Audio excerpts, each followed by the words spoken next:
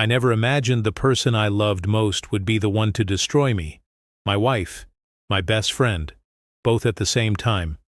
The day she left me for him, my world didn't just crumble, it shattered. And what made it worse? It was my best friend, the one I trusted with everything, the one I thought would always have my back. We were supposed to be happy. That's what I told myself every morning. Married for 7 years, building a life I thought was unbreakable. I worked long hours trying to provide for us. She worked too, of course, but we shared dreams, laughter, and a future I believed was ours. I thought I knew her. I thought I knew him. I thought I knew my life. But life has a way of revealing the truth in the cruelest ways. It started with small signs I ignored. Little jokes about my work, laughter that felt a little too forced. I remember one evening sitting on the couch, scrolling through my phone, and noticing how often she mentioned his name when she thought I wasn't listening. He said this. He thinks that. I brushed it off, telling myself I was imagining things. My heart refused to see what my eyes already suspected. Then came the day I couldn't ignore it anymore. I came home early from work, planning to surprise her with dinner, maybe a little weekend getaway I had been planning. The apartment was quiet, too quiet. I called out her name, but only silence answered me. That's when I heard it, the muffled sound of laughter from the bedroom. My chest tightened, a cold wave washing over me. I walked closer, and then I saw them, not even trying to hide it. Her, laughing like I wasn't standing there. Him, smiling that same smile I had trusted for years. My best friend. I couldn't move. I couldn't speak. All I could feel was a numbness spreading through my body. I didn't shout. I didn't beg. I just turned around and walked out, because staying there meant I'd break in front of them, and I wasn't going to give them that satisfaction. That day my wife left me for my best friend. Just like that, 7 years of trust, love, and memories. I lost it all. The following weeks were a blur. I moved into a small apartment, took time off work, and tried to piece myself together. Friends tried to console me, but words felt hollow. How do you explain that the people you trusted most, your closest allies, betrayed you in the cruelest, most intimate way? I spent nights awake, staring at the ceiling, replaying moments in my head. How had I missed the signs? How had I been so blind? I felt anger, I felt sadness, but most of all, I felt a burning sense of injustice. That's when I realized something important. I could sit and cry, or I could stand up and reclaim my life. Not for them, not for revenge in the way most people imagine it, but for myself, for the person I had been before the betrayal. I started small, new routines, focusing on work, reconnecting with old friends. I refused to let their actions define me, and somewhere, deep inside, a plan began to form. Not a plan to hurt them, a plan to make sure they realized what they had lost. I won't lie. It wasn't easy. Every time I saw her name pop up on social media, every time I heard his laugh in a memory, I felt that sting. But I learned to channel that pain, to turn it into fuel. I focused on myself. Fitness, career, new experiences. I even began to date again, not recklessly, but with the intent to rediscover who I was outside of their shadows. And just when I started to feel a fragile sense of peace, life threw me a twist I never saw coming. Months after leaving, she reached out. At first, I ignored the message. My heart wanted nothing to do with her. My mind, however, was curious. Why now? Why after everything she had done? Her message was simple. I need your help. I stared at my phone for hours. Part of me wanted to delete it. Part of me wanted to respond. And then I realized this was the moment that would define everything. Would I let her betrayal destroy me further, or would I rise above it? I didn't know yet. But I knew one thing for certain. The story wasn't over, not by a long shot. Little did I know, helping her would uncover more truths, more lies, and a chain of events that would test my strength, patience, and sense of justice like never before. The people I once loved had underestimated me. They didn't know how far I was willing to go. Not for revenge, but for clarity. Not for anger, but for truth. And in that moment I promised myself something. The next time our paths crossed, nothing would be the same. Because sometimes the person who left you is the same person who teaches you the most about yourself. And this is that story. I didn't respond to her message immediately. I stared at it for hours, weighing every possibility. Did she really need help, or was this just another ploy to stir my emotions? My mind raced. 7 years of marriage, all the shared dreams, all the memories, they weren't just going to vanish from my heart overnight. But neither was the betrayal. Finally, after a long night of wrestling with myself, I typed a cautious reply. What kind of help? Her response was almost immediate. It's complicated. I made a mistake. Please, I don't have anyone else to turn to. I paused. My fingers hovered over the keyboard. Part of me wanted to ignore it forever. Part of me felt an undeniable pull, maybe curiosity, maybe a lingering part of love I couldn't quite kill. I knew helping her wasn't about forgiving her. It wasn't about rekindling anything. It was about control, about seeing the situation clearly, understanding everything she had done, and making sure justice, in whatever form, was served. I agreed to meet her. We chose a quiet coffee shop, neutral ground. I arrived early, trying to steady my thoughts. The moment she walked in, I felt that familiar pang, pain mixed with anger. She looked different. Not necessarily better, just smaller, defeated in a way I hadn't expected. And then I noticed him. My so-called best friend wasn't there. I suppose he knew this wasn't his fight anymore. She sat down across from me, eyes wide, almost pleading. I didn't know who else to ask. I messed up everything. I listened quietly, letting her words hang in the air. There was no yelling, no dramatics, just a confession from someone who had clearly realized they had lost everything. My business, it's failing, she said finally. I trusted him to help, but he ran off with everything. Now, I don't know what to do. I need your help. I wanted to laugh. The irony burned deep inside me. She had left me for him, thinking he would be better, stronger, smarter. And now she was back, stripped of pride, helpless, looking to the person she betrayed most for salvation. Something inside me shifted. I realized that helping her didn't mean weakness. It meant I had power, the kind of power that comes from standing firm, from knowing your worth, from seeing betrayal and surviving it. I took a deep breath. I can help you, I said slowly, watching her eyes widen in surprise. But this doesn't mean I forgive you. And it doesn't mean I forget. She nodded, almost trembling. I don't know who else can help. You were always the one I could count on, even if I didn't deserve it. The truth hit me then. Her desperation was real. She had underestimated what leaving me would cost her, not just emotionally, but practically. And for the first time in months, I felt a strange sense of clarity. She had been reckless, careless, and selfish. But now she was exposed. Now I had the upper hand. Helping her meant I could see the full extent of the damage she had caused. It meant I could make her face reality without stooping to cruelty.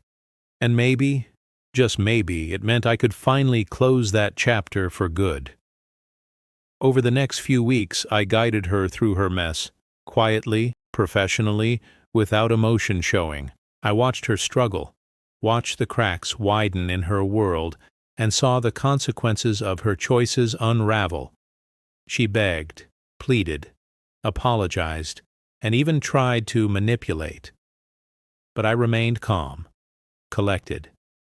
Every time she faltered, I reminded myself, this was never about revenge in the traditional sense. It was about truth, exposure, and my own dignity. At night I would lie awake and think about how strange life is, how the people you trust the most can hurt you in ways you never imagined, How the ones who leave you for greener pastures sometimes find themselves lost in a desert. And yet, through it all, there is power in survival. There is power in rising above the betrayal. I started to feel something else too. Something I hadn't expected. Relief. Relief that I had not reacted with hatred or rage. Relief that I had not stooped to their level. Relief that, in helping her, I had remained the person I was before all this chaos. And yet, a shadow lingered. I knew there was one final confrontation coming. The moment when she would fully realize the consequences of her actions. When she would see what she had lost forever. That moment was approaching, like a storm on the horizon. And I would be ready. Because sometimes the most powerful revenge isn't the one that hurts the other person. It's the one that shows them how much stronger you've become in spite of them. She had walked away thinking she had won. But what she didn't know was that I had already won, in ways she couldn't yet see. And soon the truth would be undeniable. Weeks turned into months. Every meeting with her was a delicate balance of control and observation. I watched her stumble through the aftermath of her own choices, a reality she had never imagined. Every apology, every tear, every pleading word reminded me of the person she had been and the consequences she had brought upon herself. She tried to explain herself over and over. "I thought he loved me," she said once, voice trembling. "I thought I was making the right choice." I looked at her, calm, steady. "The right choice doesn't involve betraying the people who care about you the most," I replied softly. "You weren't thinking about right or wrong, you were thinking about what you wanted." Her eyes filled with shame, the kind that comes when someone finally realizes they are responsible for their own ruin. And I realized that's when she finally saw me, not just as the man she had left, but as someone she had underestimated completely, someone she had assumed would crumble. And I hadn't. She asked for my help again, this time more humbly. "Please, just guide me through this. I don't know where else to turn." I nodded, but I knew the time was coming when mere guidance wouldn't be enough. The moment she would have to confront him, the man she had left me for, and see the truth for herself, and I would be there, quietly, watching, ensuring she understood just how far she had fallen. One evening she called me, panic in her voice. He took everything. My savings, my contacts, even the business deals I worked on. I have nothing. I need you. I stayed calm. I couldn't let her desperation control me. "Meet me tomorrow. We'll figure it out," I said. The next day, she arrived visibly shaken. Her arrogance had vanished, replaced with fear and helplessness, and in that moment, I realized something profound. She had underestimated the resilience I had built since her betrayal. She thought leaving me had destroyed me, but it had only made me stronger. We went through the situation step by step, untangling her mess. I guided her through phone calls, emails, and meetings. I corrected mistakes she had made, salvaged opportunities she had overlooked. And through it all, I remained patient, calm, and focused. She began to see the irony. Without me, she had nothing. With me, she had a chance, but only because I allowed it. One night after a particularly tense day, she said quietly, almost in disbelief, I don't know how I could have doubted you. I thought you would never forgive me." I shook my head. This isn't about forgiveness. It's about seeing the truth. It's about understanding what happens when you betray someone who trusts you completely. She looked down, ashamed. And then, for the first time, I saw fear in her eyes. Not fear of me, but fear of what she had done to herself. That fear became the turning point. She had been walking through life blind, thinking she could manipulate, deceive, and escape consequences. But now, she couldn't run. And as much as it pained her, she knew I had been right all along. She had underestimated the person she betrayed. She had underestimated me. And then came the final moment, the confrontation she could no longer avoid. He had vanished, thinking he could escape the mess they had created together. But I knew where he was, and I knew how to bring the truth to light. I left that part for her, letting her face him, letting her finally see the collapse that her choices had caused. When she came back, shaken and defeated, I didn't gloat. I didn't celebrate. I simply said, "Now you understand. Now you see the consequences." She nodded, tears streaming. "I do. I really do." And in that moment I felt something I hadn't expected. Relief. Not just for me, but for her. Because now she had clarity, and I had closure. The betrayal that had once defined our lives had been exposed, and the truth was undeniable. I realized that life has a strange way of balancing itself. The people who hurt you often create their own downfall. The ones who leave you sometimes teach you the most valuable lesson.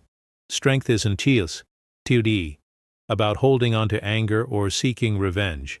Strength is about surviving, growing, and reclaiming your life. I had survived. I had grown. And I had reclaimed my life. And as for her, she had learned the hard way that betrayal comes with consequences. Sometimes you don't have to hurt someone to make them regret what they did.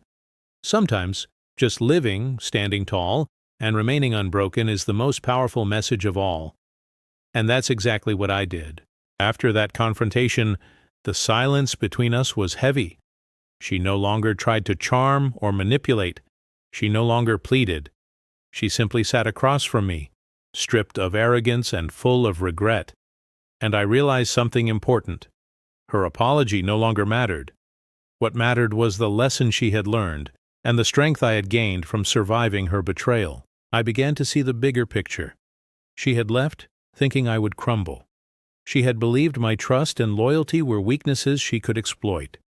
But now, she understood the truth.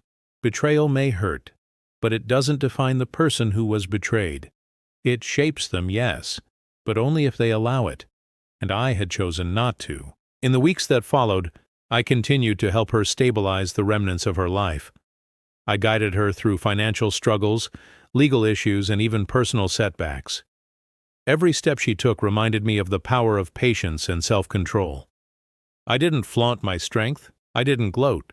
I simply showed her that survival is stronger than any act of betrayal. And then one evening, she asked a question I had been anticipating for months. Why are you helping me? After everything? I looked at her calmly, letting the weight of my words sink in. Because it's not about revenge. I don't need to hurt you to prove anything. Life has already done that. You walked away, thinking you had the upper hand. But I've already won. Not by destroying you, but by remaining myself. She didn't respond immediately. Instead, she lowered her head, finally accepting the reality she had ignored for so long. And, for the first time, I felt a sense of closure, not just for the betrayal itself, but for the years of pain, anger, and doubt that had followed. A few months later, I received a call from her. I didn't answer right away, unsure if I even wanted to hear her voice. But when I finally did, she was calm, almost tentative. I just wanted to thank you," she said softly. "Not for forgiving me, but for helping me. I understand now what I lost, and what I could never get back." I smiled faintly, a mixture of relief and detachment. "I'm glad you understand. That's all that matters." And just like that, the chapter closed. The pain, the anger, the betrayal. It didn't disappear completely, but it no longer controlled me. I had survived the storm, and I had emerged stronger, wiser, and more self-aware. Looking back, I realize now that her betrayal was never really about her or him. It was about me, about discovering how resilient I could be when the people I loved most tried to break me. I learned that life has a strange way of teaching lessons. Sometimes it's through heartbreak, sometimes it's through deception, but always it's through survival. I also learned something else. Closure doesn't always come from confrontation. Sometimes it comes from rising above the chaos, from reclaiming your dignity, and from refusing to let someone else's betrayal define you. That is the true victory. She walked away from my life once, believing she had won. She thought her choices would leave me broken, desperate, and defeated. But I wasn't, and I never would be. Now I'd live my life with a quiet confidence. knowing that betrayal can't touch me unless I allow it. I've rebuilt myself, stronger than before, wiser than before, and more cautious than ever. And though the memories linger, they serve not as pain, but as a reminder of how far I've come. Because sometimes the people who leave you, the ones who betray you, are not the end of your story. They are the catalyst for your transformation, the proof that even when everything falls apart, you can rise, you can endure, and you can thrive. I forgave her, not because she deserved it, but because I no longer needed the weight of her betrayal on my shoulders. And in that forgiveness I found freedom. I never thought she would come crawling back, needing me, needing help. And I never thought I would respond, not with anger, not with revenge, but with strength. Strength that was built on heartbreak, resilience, and a refusal to be broken. In the end, I realized something simple but profound. The best revenge is not destruction, it is survival, it is growth. It is proving to yourself first and foremost that you are unshakable, that even when the people you love most betray you, you can emerge stronger, wiser, and unbroken. And that is exactly what I did. Months passed, and life slowly settled into something peaceful again. My days were quiet, simple, focused. I had learned to enjoy solitude, the kind that doesn't feel lonely, but healing.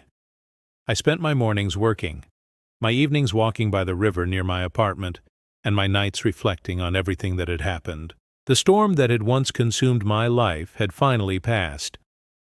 But it left behind clarity, sharp, clean, undeniable clarity. People often say, betrayal changes you, and they're right. But what they don't tell you is how it changes you. It doesn't always make you colder. Sometimes it makes you wiser, stronger, more aware of what truly matters. I learned to see people differently, to listen not just to their words, but to their patterns, to pay attention to consistency, not charm, not promises, but actions, because people reveal themselves over time. You just have to be willing to see it. One evening, I received an email from her again, not desperate this time, calm. Simple. She wrote, "I've started over. I'm working at a small firm now. I'm rebuilding my life. Thank you for showing me who I was and who I should have been." I read it twice, then smiled faintly. There was no bitterness left, just closure. I didn't reply. I didn't need to. Some stories don't need to continue. They just need to end quietly, with understanding. After that, I never heard from her again. But I heard about him, the man she had left me for. Apparently his little schemes finally caught up to him. Business fraud, lawsuits, bankruptcy. Everything he had stolen, everything he had lied about, it all collapsed. I didn't celebrate. I didn't even feel satisfaction. It was just justice, the universe balancing itself out, one way or another. That's when it hit me. Sometimes you don't have to chase revenge. You just have to trust that the truth always finds its way out. That karma, in its quiet and unhurried way, never forgets. And when it does, you'll be too busy living your best life to even care. I used to think revenge meant making them suffer. Now I know. Revenge is peace. Revenge is success. Revenge is walking away without looking back. Because the moment you stop caring is the moment you win. For a long time I carried her betrayal like a weight on my chest, but now I wear it like armor. It reminds me of what I survived, what I learned, and how far I've come.